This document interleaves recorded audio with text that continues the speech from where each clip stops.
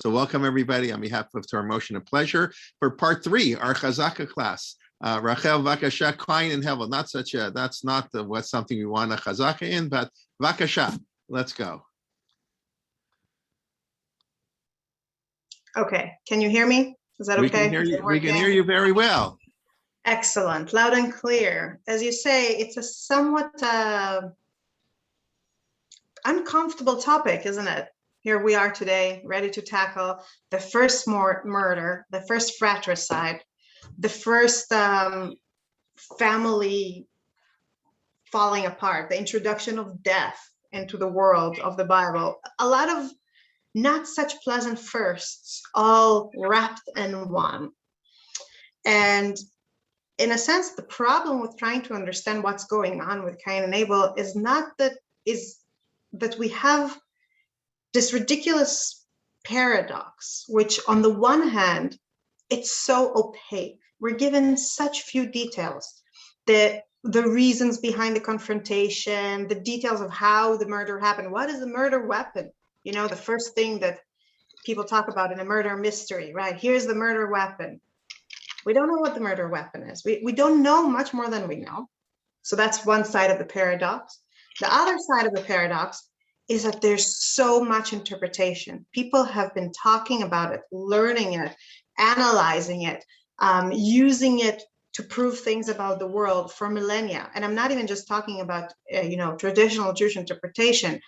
Authors from around the world, playwrights, psychoanalysts, everybody who talks about family touched this story, or as people call it, archetype, and left us with this overwhelming heap of possible interpretations. So on the one hand, we have those very few bare bones facts. On the other, we have too many ideas to choose from. And somehow we have to curve ourselves a path and make sense of the scene without either running around screaming in frustration because it doesn't make sense because there's not enough information, or running around screaming in frustration because we're overwhelmed by piles upon piles upon piles of scholarship. So this is what we're going to try and do today. We're going to try and navigate this difficult path. And in order to do that, I want to suggest that we start from the ending. Instead of starting from the beginning of the story, from the birth of the boys, I want to start from the ending, from the scene we see as the story comes to its conclusion. And we will start there, ask some questions that will then guide us and remain on our mind as we delve to the text itself, in the more traditional format of starting from beginning, continuing with middle and finishing with that, and come back to them at the end. So without further ado, I'm going to open the source sheet here and jump all the way to its bottom. If you have it separately, I know it was sent and it's on the site. So if you have it, please go to the last box number 8. And I'm going to read out loud what happens after Cain killed his brother. Genesis 4:10-16. Then he, that is God, said, "What have you done? Hark, your brother's blood cries out to me from the ground." I just want to point out that in Hebrew it says dmei achicha, not blood, but bloods. And we will come back to that. It's significant. "Therefore, you shall be more cursed than the ground, which opened its mouth to receive your brother's blood from your hand. If you till the soil, it shall no longer yield its strength to you." Now in Hebrew, it doesn't say if, it says ki, which can mean if or when. When you till the soil, it shall no longer yield its strength to you. A particularly painful curse for someone like Cain, who, as we will see when we go back to the beginning of the story, is a man of the soil. This is how he makes his living, by tilling the ground and growing food. "You shall become a ceaseless wanderer on earth," which puts a slightly darker spin on the first part of this verse, verse 12. The first part sounds almost like a variation on the curse that God gave, or the punishment that God gave Adam in the end of the story about Eden. Remember, we talked about that last time. that God says you shall till the soil and it will yield less than you hope. It will be frustrating for you. It will yield, you will pour all your effort into it. And what you get in return will be brambles and thorns and difficulties and challenges. So in a sense, the first part of the sentence of this verse looks like God is saying, I'm going to make it even harder. I'm taking the punishment I gave Adam, which was like half measure, and I'm making it full measure.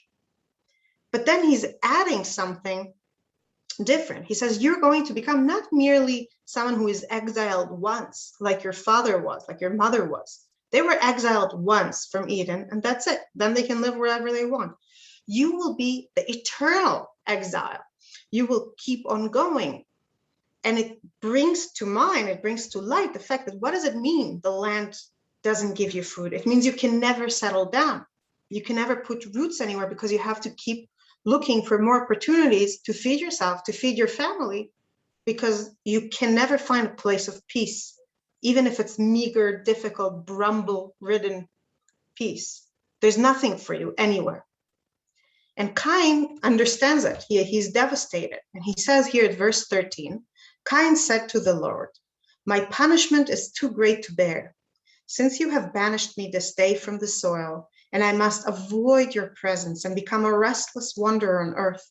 Anyone who meets me may kill me. Note that it's not such an obvious jump. He's not saying, since you have banished me this day from the soil, I'm going to die from hunger. He's not saying, since you banished me this day from the soil, I won't have food to feed my children. How can the innocent suffer for the sins of the guilty? As someone might say in a more theologically complex era further down the line of a biblical history. No, he says, anyone who meets me may kill me. Why is that his concern? Let's leave this question open right now. The Lord said to him, I promise if anyone kills Cain, sevenfold vengeance shall be taken on him. And the Lord put a mark on Cain, lest anyone who met him should kill him. Which could be seen as an act of mercy. You know, this is your big fear, fine, I'll protect you. This is not part of your punishment to be executed by someone random. But at the same time, it also makes Cain's eternal, or not eternal, but very long exile complete. Because it doesn't only have no natural place to stop where he might find prosperity or substance.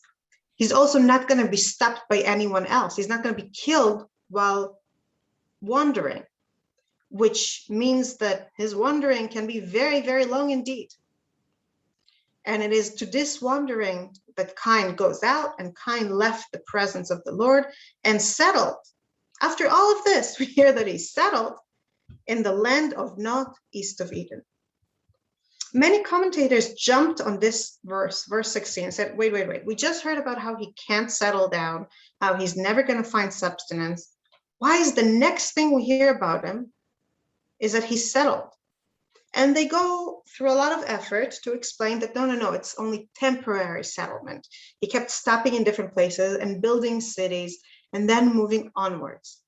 But the question, I think, stands. The question is important to remember. So let's gather together all these questions that we can, well, there's a lot of questions, but some of the big questions we can glean from this short paragraph with its punishment and short negotiation with God. One, why is he so scared of being killed? Why is that the concern that Cain has to express? Two, why does he settle down immediately after? What is the text trying to tell us by telling us that he settles down? But perhaps even taking a bigger picture here, a bigger perspective, taking a step back and looking at it from a deeper perspective, why is the appropriate punishment for Cain this kind of perpetual exile? We know why God exiled Adam and Eve from Eden. The text tells us that God no longer trusts them not to eat from the fruit of the tree of life, so they can no longer be in the Garden of Eden, and he throws them out and puts the flaming sword at the entrance to the garden so they can never come back. Okay, but why can't Cain settle down?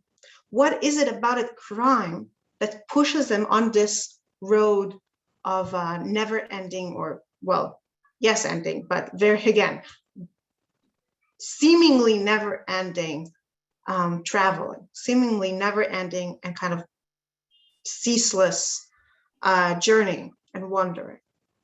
These are questions that we're not going to try and answer right now. I just want them to be in our mind as we pursue the rest of the story now from beginning to end. And what we're going to try and do as we follow through it step by step is have the idea of exile as the ultimate punishment, as the ultimate ending of the story, hanging over our heads, and ask ourselves as we go through it, why is this where it's leading? And then when we get to the end, we will revisit this question and see where it takes us. So let's start from the beginning. The beginning of the story takes us into interpersonal space that we didn't have before in the book of Genesis. In the past 2 weeks, we discussed at length the first couple, and there are many ups and downs. But a couple by its nature is two people choosing to become one on some level or another. They don't live in parallel to one another. They live constantly in relation to one another.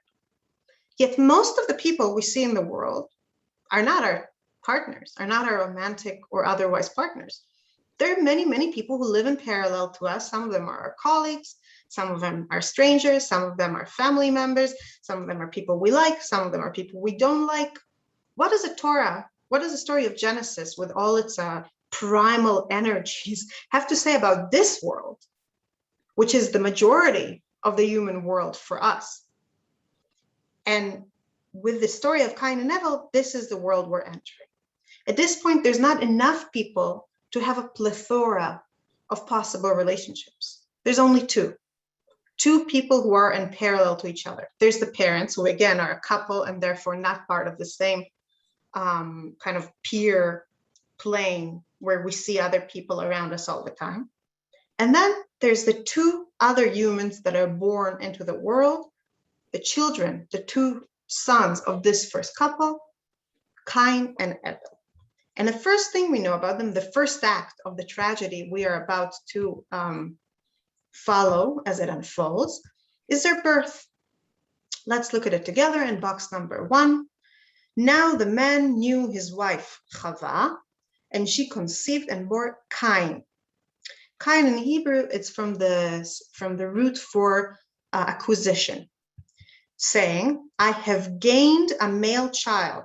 Which in Hebrew, it's almost like saying, I bought, I acquired with the help of the Lord, which could also mean in Hebrew, Kaniti Ishat Hashem, could also mean I bought him from God. I acquired him from God. She then bore his brother, Abel. Abel became a keeper of sheep, and Cain became a tiller of the soil. 2 short verses. Yet what they show us already from this very, very beginning is that these two brothers have some things in common, and yet in some fundamental way are different. The things they have in common are their parents, right? And living presumably in the same place. They're born to the same parents and they're in the same location. But they grow up in the same location, raised by the same people, which is fairly common, not for all siblings in the world, and yet it's a fairly common thing that siblings share in common to this day. But the way they're described is different. Cain, we hear about why he was named the way he was named. Hevel, all we hear is that his name is Hevel. We don't even hear that he is named. We're just here, she then bore his brother Abel, as if he already had the name. The names themselves have very different connotations. If Cain strongly connotes kinyan, acquisition, ownership, having something, Hevel in Hebrew is another way to say a blow of breath, like this, when I blow some breath out, that's Hevel, which is another way of saying a puff of nothing. When Ecclesiastes wants to say that the world is meaningless, he says, Hevel havalim akol havel, everything is nothing.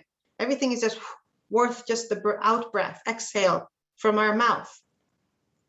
If Cain's name denotes weight, of the weight of having, Hevel's name denotes airiness, nothingness, not having anything. And the most clear and conscious difference between the two, not just the story and not just their name, is that they choose different professions. Cain, the heavy man, the man who owns, the man whose name denotes owning, goes and pours his effort into the ground and grows things and guards them until they grow and makes food from that. Whereas Hevel, whose name denotes airiness, in a sense, and lightness, goes around with the sheep and takes care of them wherever they go. Now, these are all very specific differences, but the truth is that if we look at them philosophically, they tell us something very deep about brotherhood, about siblinghood in general. Because a sibling is someone who is extremely like me, like myself, and also the ultimate other. He is the person who shares the most with me, my sibling. In my case, let's say it's my sister, I'll speak like that. My sister shares my upbringing, my genes, childhood memories, toys, room, all those things that form a childhood together. And I know that not everybody has this experiences. Many people are separated, or the ages create a lot of distance. But on some, if we just average it out, on some averaged out approximation, siblings share incredibly a lot. And yet at the same time, from the young age, who is the person with which I fight the most? Who is the person against whom I define myself the most? My sister. Because my parents are on a totally different plane. They're my parents. There's something else. Other people in the world when I am very young, there's there in the background. I don't have such intimate connections with them. But my sister is the one I fight over candies with. My sister is the one who either imitates me or I imitate her. My sister is the one that if she uses the piano, I can't use the piano at the same time. My sister is the one that if I choose which movie we're watching, she can't choose.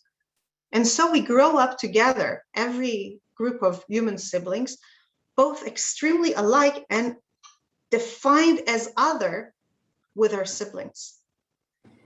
In a sense, the Hebrew language hints at that. The word in Hebrew for brother is ach. It's a very short word. Most words in Hebrew have at least 3 letters that represent a root, right? The roots have 3 letters, the roots of 3 Hebrew words. Ach is 2 letters. It feels unstable. It feels like something else should complete it. Yet there are 2 natural ways that almost beg to complete it. One is the letter Dalet, which would make it Echad, one. We are as one with our siblings. We have some unity of experience and genes and flesh and blood between us. And the other is Reish, Acher, other. We are the ultimate other with our siblings. And they are the foil to how we grow up. And so it is into this weird coexistence of oneness and otherness, and to this tension between being close and against, with and opposed, that the Bible, the Hebrew Bible, introduces the appearance of violence, and also, as we will see in a moment, the appearance of liberty of choice. And we will ask why in just a moment. First, we should see what happens when these 2 kids grow up. If the first act is their birth, the second act is the inciting incident, the moment that starts the conflict that will break everything apart. Let's look at it together. I am at box number 2, act 2.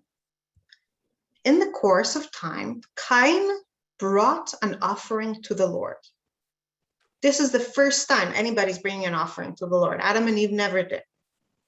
From the fruit of the soil. And Abel, for his part, also, in Hebrew it's gamhu, also, brought the choicest of the firstling of his flock. The Lord paid heed to Abel and his offering, but to Cain and his offering, he paid no heed. Cain was much distressed and his face fell. The scene draws attention to the difference in God's response by using a chiastic structure. A chiastic structure means that we're saying A, B, B, A, instead of saying A, B, C, or A, B. Like, we're not hearing Cain brought an offering, Abel brought an offering, Cain's offering was rejected, Abel's offering was accepted. Instead, we hear Cain brought an offering, Abel also brought an offering, it was accepted, Cain's was rejected. And we start and end the scene with Cain. Try and imagine it for a moment. Try and imagine putting yourself in Cain's shoes. He starts this scene. He initiates the first ever sacrifice, the first ever offering to God. Man was created to be in a relationship with God, to be someone who connects the world to the world of spirit. And here comes Cain and creates a bridge. He creates something. He starts a relationship with God. He invites God to be in a relationship with him. And we end the scene with him and his dejection and rejection, when not only is his own attempt foiled and just discarded as if worthless, but his brother, who was imitating him and upgraded the quality of the offering, it sounds, but okay, but it was still not the first. He was not the original sacrificer. God accepted.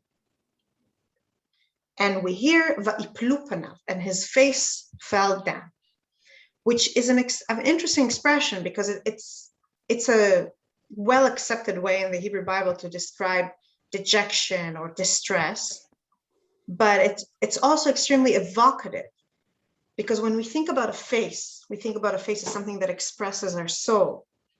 And then we think about our face falling off, that thing which shows the world what we feel falling off. Does that mean that he's feeling raw, that there's no buffer between him and the world? Does that mean that he feels so powerless if he just wants to lie down on the ground and just cry, or just stop trying? We don't know.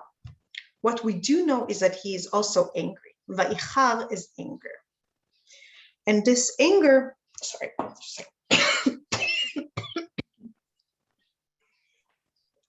interestingly, this anger represents a problem, perhaps I can say a malaise, almost, a sickness. I'm just asking that everybody mute themselves because we're having a little bit of echo.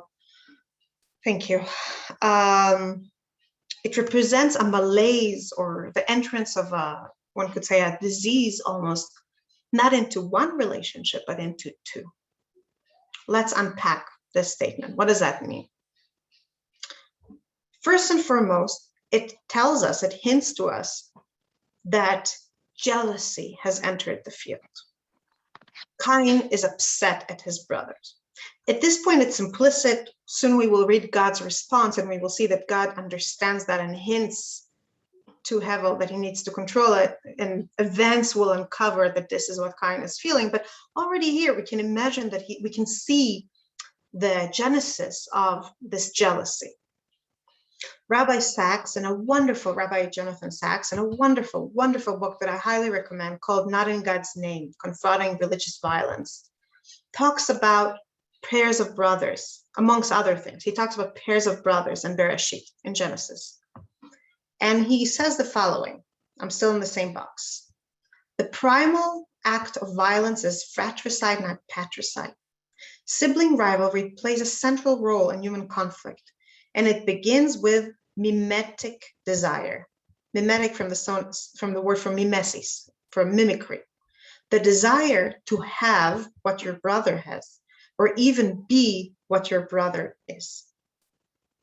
He goes on to explain later in the book that even in nature, amongst a group of cubs, animal cubs, or chickens, chicks, or other kinds of animals that are born together in a litter. I don't know if you can say litter for non-mammals, forgive me. Siblings in the natural world, in the animal world, we see sibling rivalry. And there it's very much has to do with survival. There's scarce food, scarce resources, and only if one chick eats more, he's more likely to survive. So the chick might very well try and peck the smaller chick to kill him. It happens in nature as well. There's a lot of research on that now. In his words, I'm reading here, it exists in nature because food is in short supply. And the truth is that this model, understanding that sometimes sibling rivalry has to do with scarcity of resources, translates well also into human relationships. People often fight with their fellow humans, not siblings, but fellow humans in general, because material goods, in the words of Rav Sachs, wealth and power are at any given moment zero-sum games. It exists within the family because we are human, and sometimes parents have favorites. But can the same possibly be said about God's love or forgiveness or grace? Are these in short supply, such that if he gives them to you, he must take them from me? There is something odd and discordant about such an idea. Yet the Hebrew Bible does talk about sibling rivalry. It is a dominant theme in the book of Genesis. The point could not be made more forcefully. The first religious act, Cain and Abel's offering to God, leads directly to the first murder. God does seem to have favorites. There does seem to be a zero-sumness about the stories. God takes one offering, not both offerings. And the result is this expression of mimetic desire. Cain wants that which his brother has. He wants the favor of God. And as we will see, this will motivate him to act in a horrible way. But this is not just a perversion of his relationship with his brother. This doesn't just introduce this zero-sum attitude, this rivalry, this othering, this choosing of acher, other, over echad, one, from the two options that brotherhood can lead to. It's not just that. It's also a perversion of his relationship with God. This course is not just about relationship between humans, it's also about relationship between people and God. And what happens the second Cain resents God showing favor to his brother is, in a sense, him assuming that he deserves something from God. And when he will act upon it, when he will kill Abel and to take this favor to himself, or at least take it away from Abel, he is inserting himself into God's calculation. He introduces almost a coercive, demanding, acquisitive attitude to how he relates to God. I would like to show you how, I'm skipping ahead to box number 4, Rabbi Lichtenstein from Gush Etzion wrote about that. I'm skipping to the bold text. But where Cain failed was in his motivation. Cain did not want God's acceptance for its own sake, nor did he desire the Beit HaMikdash for spiritual gratification. We will touch upon that in a minute. I know that this seems odd here. Why is he talking about Beit HaMikdash? We'll get to that. The same actions which can demonstrate one desire for connection with God can also result from an egocentric approach applied to the religious realm. He is putting himself in the middle and saying, you, God, by not giving me what I want, it is you who are putting me on this path. I will make it the way I want it. Or as Rav Amnon Bazak, another wonderful Israeli scholar and teacher, says, he says that in Genesis, we will see many brothers where the older brother is jealous because the younger brother gets something. Here, the situation has a unique dimension in that the preference is shown towards the younger brother, not by the parents, but rather by God. It seemed that Cain took the rejection especially hard in view of the fact that he had been first to bring an offering, as we mentioned before, and Abel had simply followed his example. I'm jumping ahead a little bit. Obviously, this feeling is amplified in someone who is acquisitive to start off with. A connection is forged between acquisition, kniya, Cain, which is his name, and jealousy, kina, which shares 2 letters with it, kuf and nun. The stronger a person's sense of and drive for acquisition, the more powerful his jealousy towards someone else's achievement and attainment, especially if that someone is his younger brother. To put it in my own words, I would say that Cain's response, in a sense, doesn't only reveal that something has gone sour in his relationship with his brother, that he's looking at him with hateful and not loving eyes. It shows us that he had underlying his relationship with God a certain assumption of, I deserve it. I should get it. This is mine for the taking. And if I don't get it, then I will take it upon myself to respond in punitive ways. It's interesting because what we're watching here, in a sense, is almost like a love triangle. We talked about it a little bit last week when we saw that when the snake slithers its way into Eve's trust, into Eve's listening at any rate, we're watching almost like a love triangle forming. And we will see this pattern many, many times as we go through the relationships in Genesis, and we will see that a lot of times problems between two start when there's a third. That doesn't necessarily mean that it's wrong to have a third. As Rav Soloveitchik says, every relationship is supposed to have a third. Every couple getting together is supposed to have a child. There's a future-oriented tendency built into human loving relationships. The most loving romantic relationships are oriented towards children. Whether we choose to pursue it or not, that's something else. But in essence, that's what it is. So there should be a third. But having a third in what was two also introduces complications.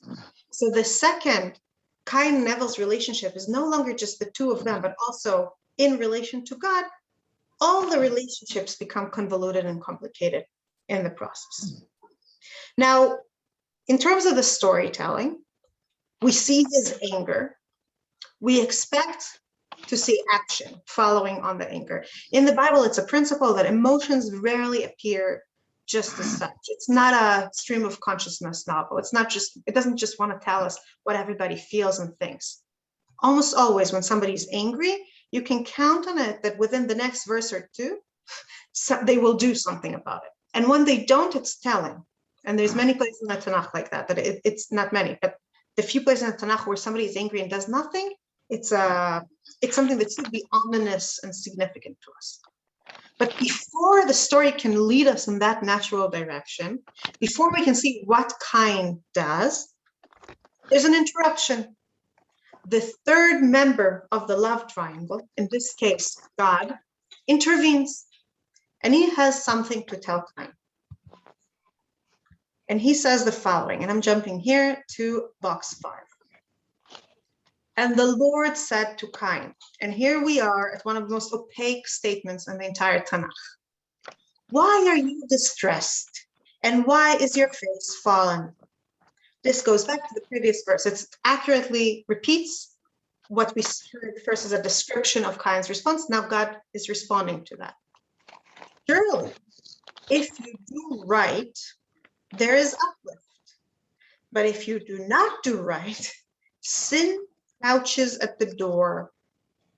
Its urge is towards you, yet you can be its master. Ve'ata timshol bo. What a statement, right? What is that? What is he saying? Halo intitiv, if you shall do good, set.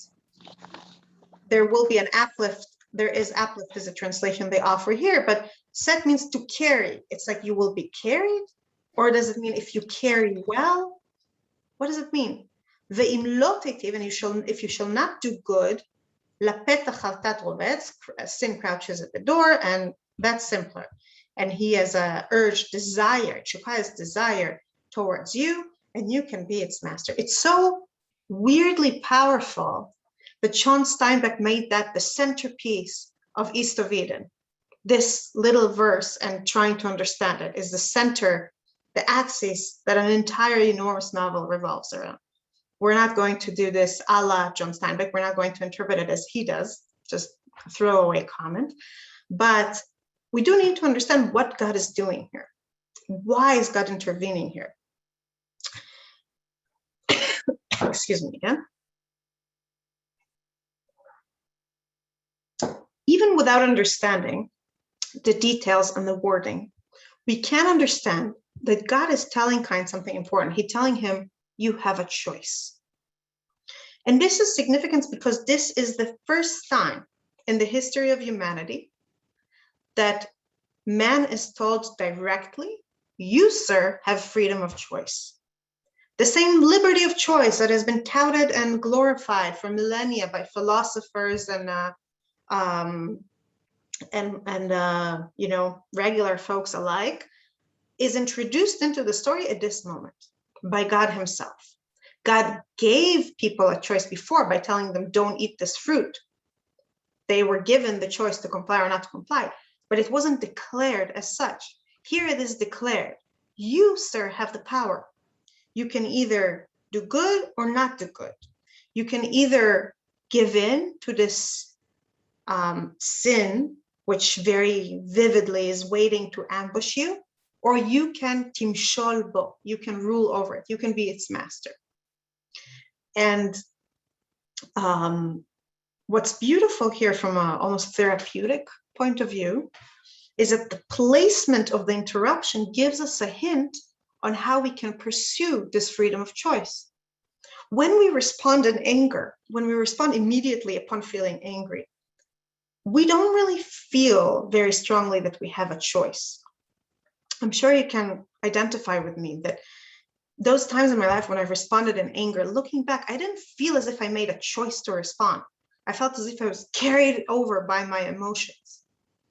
And one of the first techniques that as a child, everybody around me taught me is count to 10. Give yourself a little bit of a break before the onslaught of emotion and action. Because in that little bit of a break, you can find freedom to choose your response. And in a sense, God is stopping Cain here, giving him this opportunity and verbalizing it, making it explicit so that Cain will understand the gift he is given with this little break. Sadly, as we know, Cain doesn't take this opportunity. What follows, instead of Cain mastering himself, is a moment of the first murder in history. I'm in box 6. Cain said to his brother Abel, and when they were in the field, Cain set upon his brother Abel and killed him. The killed him is horrible enough, right? But it's hard to read this verse and not go back to the beginning and say, wait, what? Is there a missing link here? These 3 dots in the English translation, I didn't put them there. They're there to represent the fact that we never hear what Cain said to his brother. It says, Vayomer Cain el Abel achiv, and then we see the place, they're in the field, and then the murder. We never hear what was said. There's something missing. It's almost as if the experience that immediately led to this moment of rupture, of physical rupture, is so horrible emotionally. It's so incomprehensible emotionally that not only can't Cain experience it fully himself, it can't be conveyed to us. There's a gap, a jump, an empty space here, because what on earth could be put there that would make sense of the rest of the sentence? Nothing. Nothing could really analytically, rationally make the rest of the sentence seem reasonable to us. And it's as if the biblical storyteller here wants to make very clear to us that no matter the reasons, no matter what actually happened, this is unjustified, that he simply removes the reason, removes the immediate context, sets us aside and says, it doesn't matter. What matters is that he did it anyway. But of course, gaps of this kind are exactly what calls interpretations in. And many interpreters go from classic interpretation to modern interpretation, go into this little gap between what he said and what the fact that he said something and the fact he did something, the place where the sad isn't sad, and try and dig out what could it possibly be. We don't have time to look at it in detail, but I do want to point out several different directions. Rashi, I'm in box 3, thinks it doesn't matter, and the reason it's not mentioned is that whatever Cain said there must have been an excuse. The real motivating power is his mimetic desire, as Rabbi Sachs put it, or jealousy in our own more common words. And anything he might have said would have been an excuse. It doesn't matter. It's just not relevant. Ramban and Ibn Ezra have a different attitude, but you know what? Sorry, I'll jump to the Midrash first, Bereshit Rabbah. Bereshit Rabbah, different rabbis, different sages offered different possible reasons that they fought. And we don't have time to read through them. You can read through them later, but they come down to this. One said they fought over resources. Cain said, let's divide the world. I'll take the land and you take anything that's made of movable property, any movable property. And then Hevel said, okay, but then take off your clothes. And Cain said, okay, get off my land, and killed. In other words, they're fighting over ownership, over property. Another said they were fighting over the location of the holy temple. They somehow felt that a temple should be built to God, and they fought about where it should be built, on whose land should it be built. In other words, they were fighting over religion.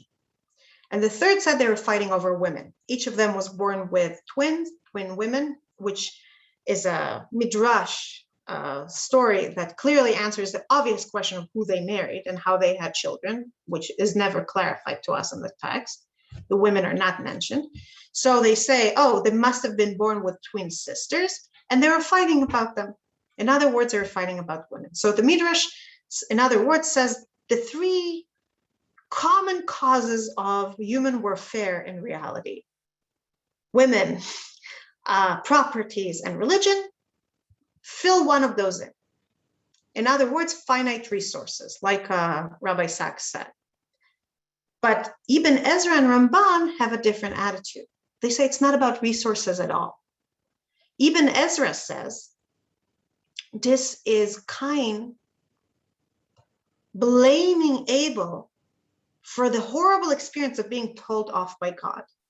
When God came to Cain and told him, be careful, you have a choice now. If you can master your sin or give into it, Cain takes it as a rebuke, as being told off, as being judged. And he turns around and says, it's your fault, Abel. Because of you, God blamed me. And I am killing you for that. I'm accusing you and killing you for that, for bringing upon me God's censure. Whereas Ramban says that Cain was anxious about shaping the future. He was worried that the fact that God chose to accept Abel's gift and not his own means that it'll be Abel whose children will populate the earth and not his own. What's interesting to me about those positions of Ramban and Ibn Ezra is that they almost express opposite emotional motivations. Ibn Ezra, in a sense, tells us that what Cain is doing here is removing responsibility from himself. He doesn't recognize that his choices might affect God's favor or lack thereof, God's rebuke or lack thereof. He blames other people and he acts upon it. He blames Abel for his own personal relationship with God. He, in a sense, without intending to, removes from himself the possibility to shape reality, because he says, whatever happened, it's not because of me. Whereas Ramban says that what Cain is fighting for here is exactly the possibility to shape reality, exactly the ability to be the one who shapes the future moving on. The way God responds definitely goes hand in hand with the issue of a future here, because what God says is not the blood of your brother is calling me from the ground. He says, sorry, I'm skipping ahead here. The bloods of your brother cry to me from the ground. In Hebrew, dmei achicha, the voice or the sound of the dmei, of the bloods of your brother, yell at me from the ground. And the midrash here, the sages here suggest that it's not just Abel's blood, it's the blood of all those unborn generations, all those children of Abel who will never, ever be born. There are two parents who had two sons, and now one of their sons is dead, and there will never be Toldot Hevel, the generations of Evel anymore. There's never going to be Evel's legacy, because by cutting off his brother, Cain did much more than just murder him. He murdered an entire future that could have come from him. And which brings us back again to the question, because here we see that God's response to this, God's response to Cain taking both his brother's life and his brother's future, is to say, you shall be wandering forevermore. You shall be an exile. Which brings us back to the ending and back to our question from the beginning. Why is that the punishment? Why not kill him? Why not make him sick? Why is it that exile is the right punishment for a man who did this sort of horrible crime, who perverted both his relationship with God and his relationship with the only other peer, with his brother, in this way? Before we answer that, I want to ask another question. Forgive me, I know I'm piling a lot of questions here, but they all come together. They all shed light on one another. And the question is, wait a minute. We keep talking about Cain here. We keep talking about what Cain is doing wrong, right? All the things that Cain is doing wrong. But why did God set this set of events in motion in the first place? Why did God show preference to Hevel and not to Cain here? Let's take a step back and make it a bigger question. We will visit in different classes on this course other pairs of brother, and over again, we will see that God favors the younger brother. God favors Isaac over Ishmael and Jacob over Esav and Rachel over Leah, or at least Jacob favors Rachel over Leah, and Jacob very much favors Yosef and Binyamin over his older children. And eventually, at the very, very end of Genesis, Jacob puts his right hand, the more important hand, on the younger son of Joseph and not on the older son of Joseph. He does like this when he blesses them, once again showing favor to the younger brother. Why? This is a philosophical question. We can't really answer it just within the confines of this particular pair of brothers, and in a sense, we'll be grappling with it throughout the course. But I just want to throw out several ideas, several possible answers that help us understand why exile is the appropriate punishment here. One direction by Rabbi Sherlo, Uli Sherlo from Israel, is that younger brothers, by definition, by virtue of being younger brothers, have an easier time adjusting to the fact that there's other people in the world, and therefore adopting a moral, ethical point of view or moral habits of making room for other people in the world. Because to be the firstborn is to be the only person in the world other than your parents in some sense. And then when another brother interrupts you, when suddenly there's a younger sibling, you have to fight against the feeling of loss, fight against the feeling that this is an intruder. You have to overcome a lot of baggage, a lot of the feeling of being dethroned before you can really make room for him. And this is difficult. This will not happen in a sense in Genesis until Aharon in Exodus. The older brother, Aaron, brother of Moses, makes Moses the leader, accepts Moses as leader. This is the first time somebody in the Hebrew Bible successfully conquers his own experience as being the firstborn to this extent. Rav Ashkenazi, another great rabbi, another great thinker, says that in a sense, it's even more than that, that the struggle is not just between the first brother and second brother. The struggle is between someone who is first and foremost a son. The firstborn, first and foremost, defines himself as a son. He looks at his father and mother and says, this is my inheritance. Here is the world that they made for me, and I need to inherit it from them and carry it forward. Whereas the second experiences life first and foremost as a brother, as someone who shares things.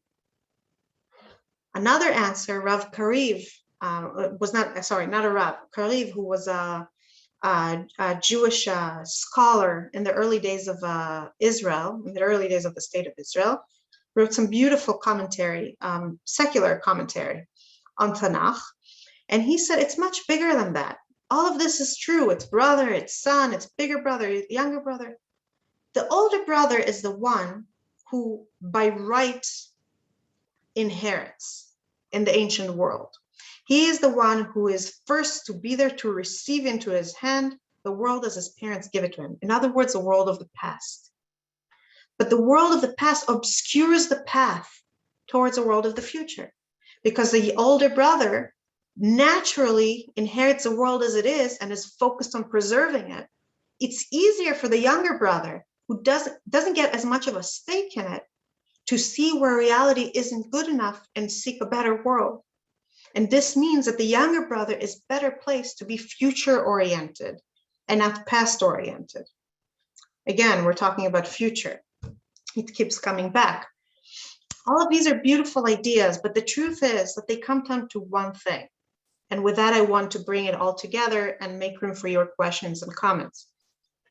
What it comes on us to this. When we look at this space we share with other people around us, the space that we enter with this episode in Genesis, the space that didn't exist until there were two brothers to share a world between them.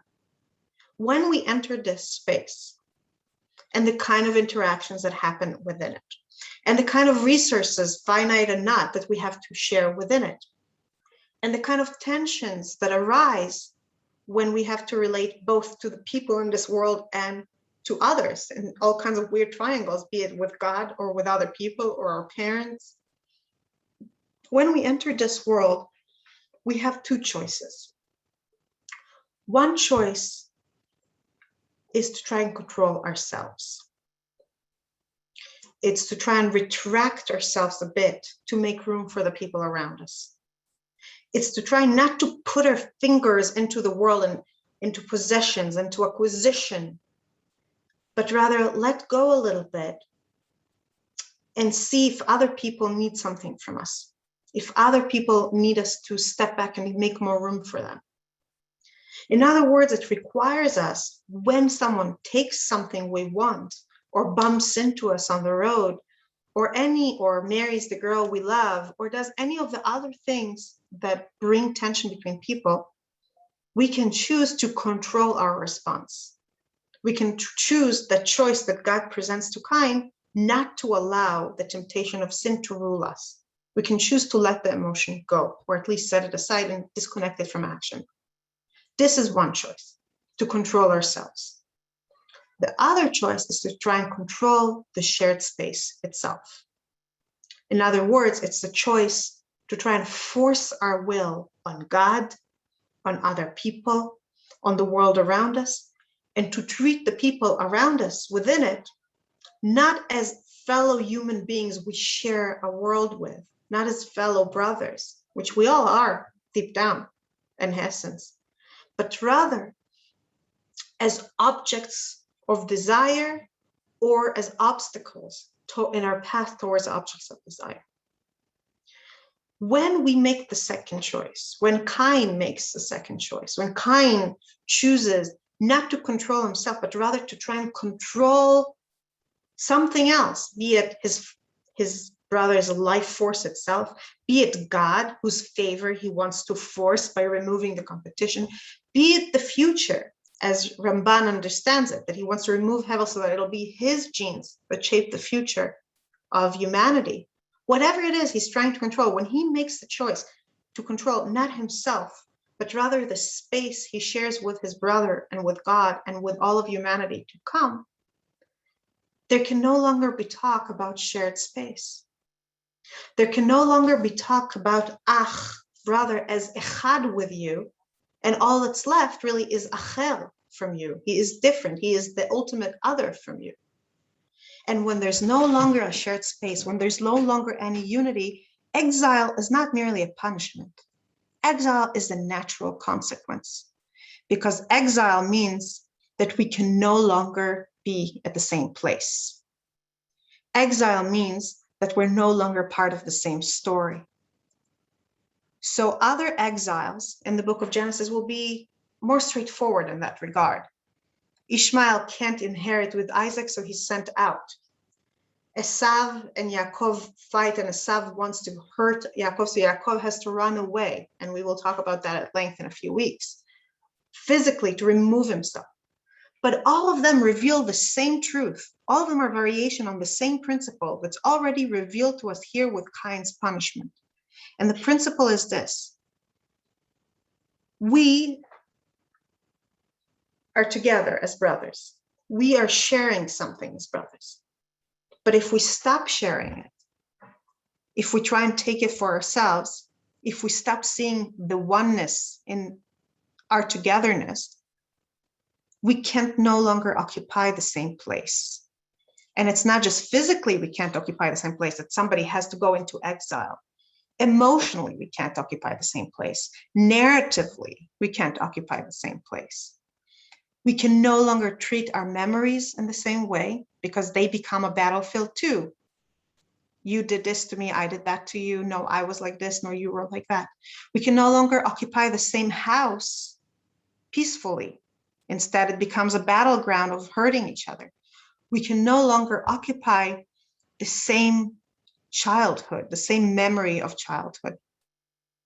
And it is by punishing Cain in this way, by sending Cain on never-ending road of exile, by making it impossible for him to do more than a very temporary settling down, and then having to move on and on and on and on. And in that regard, the mention that Cain settles down somewhere is almost like mocking him. It's like, oh, you think you can settle down? That's nice. No, it doesn't last. You'll have to keep moving onwards. God and the Hebrew Bible are giving us here a deep truth that's sometimes hard to recognize when it's not our physical brothers, but rather our brothers in the broader sense of humanity itself, our fellow humans. We can choose to be together and share the space, or we have to leave each other and be exiled from each other's lives. And the key is self-control. The key is self-mastery. If we turn our urge for mastery away from the shared space and onto ourselves, then a world without exile is possible. I want to make one last comment about exile and what it means in the broader Jewish history context, but I would like to take some of your questions and comments first. I apologize, as usual, that we don't have time to go over all of them. Bima pointed out, it's almost always does repeat, like the Maccabees, revolutionary becomes ruler. It's a sadness.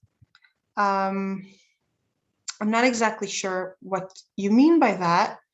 Bima, do you want to expand on that? I can't see you. Yes, Yes? hi. Hi. I was just referring to in the comments, Oh, they sorry. were that's okay, discussing about how it repeats itself, that desire to sort of like control, like being a change maker at one point, like a younger sibling, but then how they sort of go on to kind of commit the same evils that they were fighting against previously. And I thought that Hanukkah story in Maccabees was like a good example of that. But we did have some rich discussion in the chat just about how the brothers and how this sort of sets the stage for the younger brother to always sort of be in Bereshit, the one that takes over what the older brother would have. And I hadn't thought about what you shared about his offering being the first. And yeah, I could see how that would be really, really painful. I Thank you agree. for And bringing that. as an older sister myself, I always felt oddly sympathetic with Cain, which please don't interpret it as having murderous No. I'm fantasies. I'm an oldest sister as well, so I get what you're saying. Yeah, it's almost like, wait, you little usurper, what are you doing here? Like in my Yeah, space. yeah, which puts the onus on us. It means that we, and I mean, I know I'm an older sister, but the truth is we all have these situations, right? It's as you said, sometimes we start as the younger brother. We start as someone disadvantaged in a situation, and then we gain ascendancy or gain power. And then the onus is on us. How do we live with that? How do we not lose the importance of making room for other people as well? in many prophecies during the period of the first temple that foresee its destruction, this is exactly the kind of center of gravity of the warning of you allowed yourself to become so complacent, so fat, so this is the prophet speaking, not me, so confident in your own success that you're no longer being kind, you're no longer making room for those weaker than yourselves. You're mistreating the widow and the orphan, you're mistreating the stranger amongst you, and you will lose the right to the land and you will lose the temple, because their meaning, they're not just symbols of power or favor, they're symbols of a covenant. And when our part of the covenant is lost, when we don't do what the covenant requires from us, which is make room for other people, then they become empty symbols of a dead covenant and they can no longer hold. Here, please allow me to look from at other comments and questions.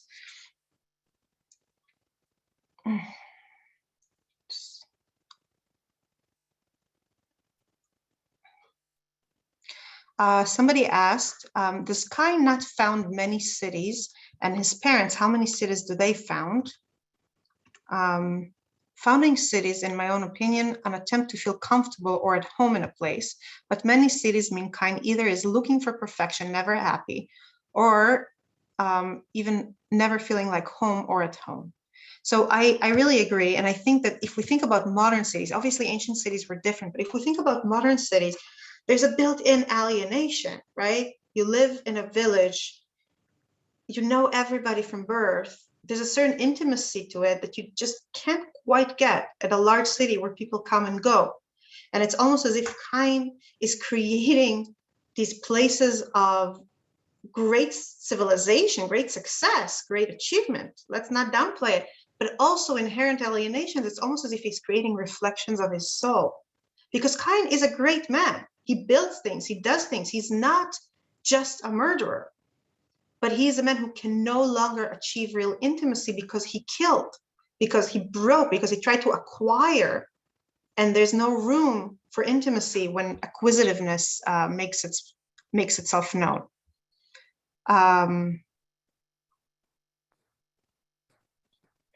Just a moment.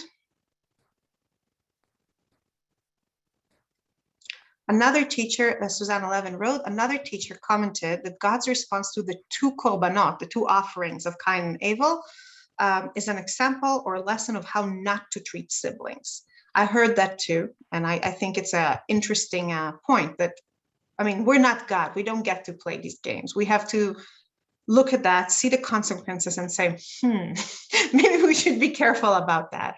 But I don't think that it lets us take away the question of, which is, why did God do it? Why did God, all-knowing as he is, basically place this horrible test in Cain's face and made him choose without protecting Abel in the process? Does that show cynicism or does that show enormous faith in humanity? One could argue that creating humanity shows an enormous faith in humanity, even though we will talk about the deluge next week. So we have that to look forward to. Moment.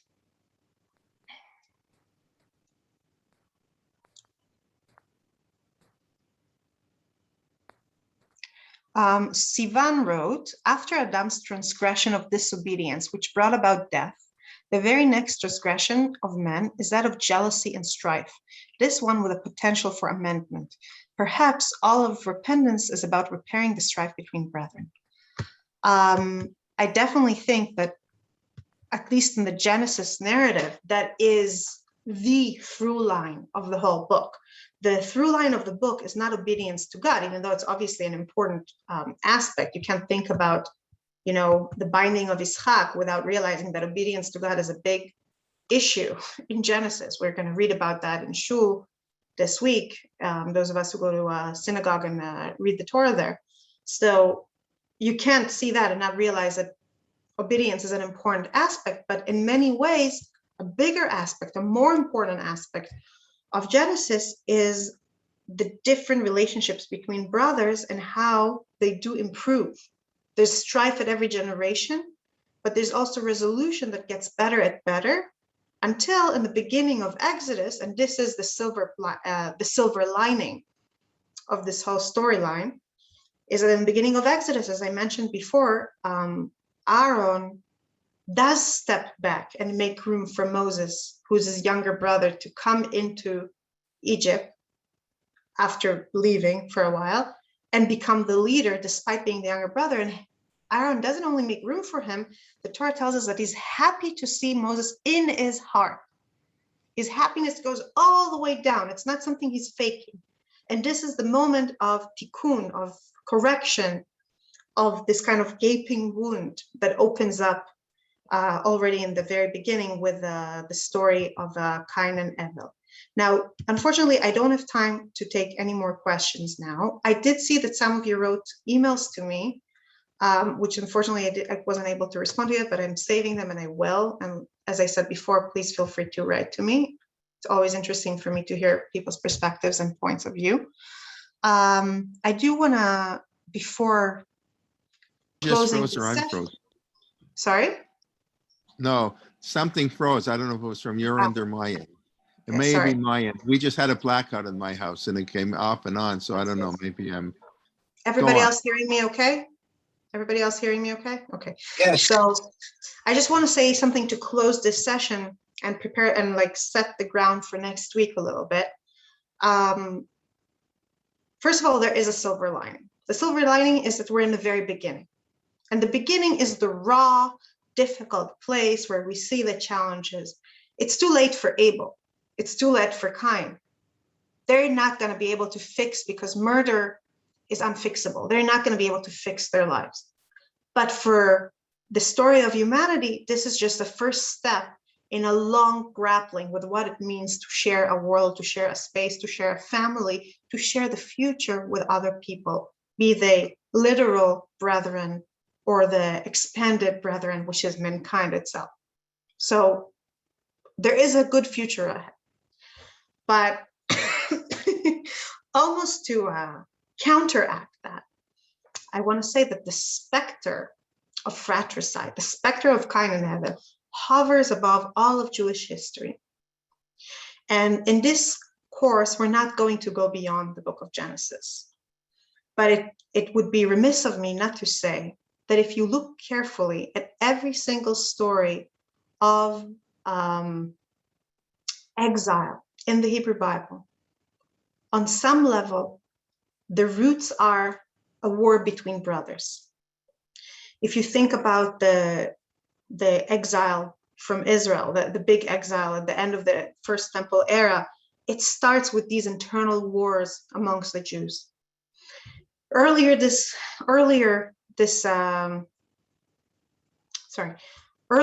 year, on the 3rd of Tishrei, we marked the day when Gedaliah, the ruler of the Jews after the destruction of the temple, was murdered by a fellow Jew, leading to another exile from the land of Israel. And it happens over and over again. Here in Israel, we marked yesterday the day of the murder of our Prime Minister Yitzhak Rabin by a fellow Jew. It behooves all of us to understand and to remember that these stories in the Bible, they're not just a story, they're not a legend, they're not something we can put on a shelf. We can never put it on a shelf. This is a warning. And it's a warning that I choose to carry with me moving forward. And on that ominous and yet I think hopeful note, I'm going to wish you a wonderful rest of the week. And I'm looking forward to seeing you next week and discuss the time when God decided to wipe it all out. See you then. Thank you so much. Thank you. My pleasure. My honor. Toda rabah. You're wonderful. Thank you so much. Thank you. Thank you. I really appreciate that. Was that when you talked at the beginning about ach, and then if you put the letter in, Reish and the Dalet. yeah, where did that come up in our text? The ach, I'm so sorry. Oh, brother, silly me. Yes, exactly. Ach is Yeah. brother. Yes. Yeah, silly me. Thank you. Sure. Okay, no we'll problem. let Rachel go. I think she has to go. I missed the go, my last minute of children. my go. Thank you. We'll see you next week, please. My internet, the last 5 minutes was in and out. But anyways, okay, tomorrow, Be'ivrit, Harav Carmel, B'achad V'reva, Shmona v'Rabba ba'Eretz ba'Aretz mid'Yaber David HaMelech miyasei shel Medina Atzmit Rishona ve'ech ze kashur lehamedina shel hayom. As ani mekaveh shekulchem yachol lagia mi shemevin Ivrit. Ivrit shelo is kal lavin. And tomorrow night at 8 o'clock, Dr. Moshe Sokolov will begin his series, How Tanakh Was Put Together. So that'll be tomorrow night at 8 p.m., starting his series.